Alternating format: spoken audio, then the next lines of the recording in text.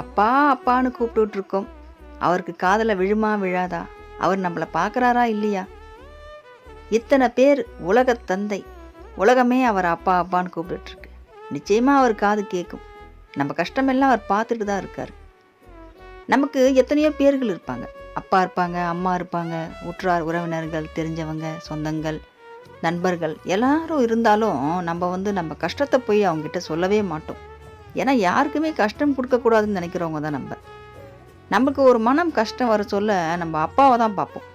சிவன் தந்தையை தான் அப்பா எனக்கு இவ்வளோ கஷ்டங்கள் இருக்குது, நீ இருந்தும் எனக்கு இவ்வளோ கஷ்டமா, நான்லாம் எதுக்கு தான் வாழ்கிறேனே புரியலையே அப்படின்னு நமக்கு குழப்பங்கள் 1000 இருக்கும்.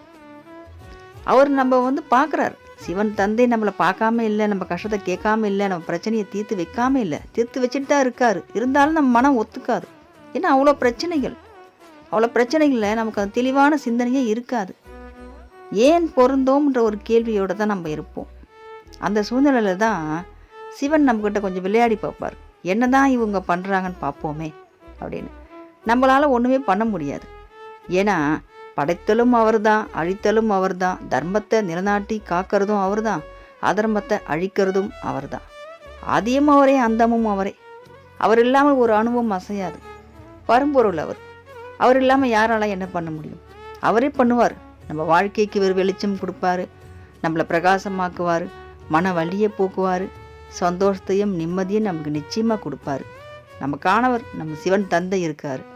நம்ம ஒன்றுமே பண்ண வேண்டாம், அனைத்தும் அவரே. ஓம் நமச்சிவாயான்னு சொல்லிட்டு நம்ம நிம்மதியாக இருக்க வேண்டியது தான் நம்ம வாழ்க்கை.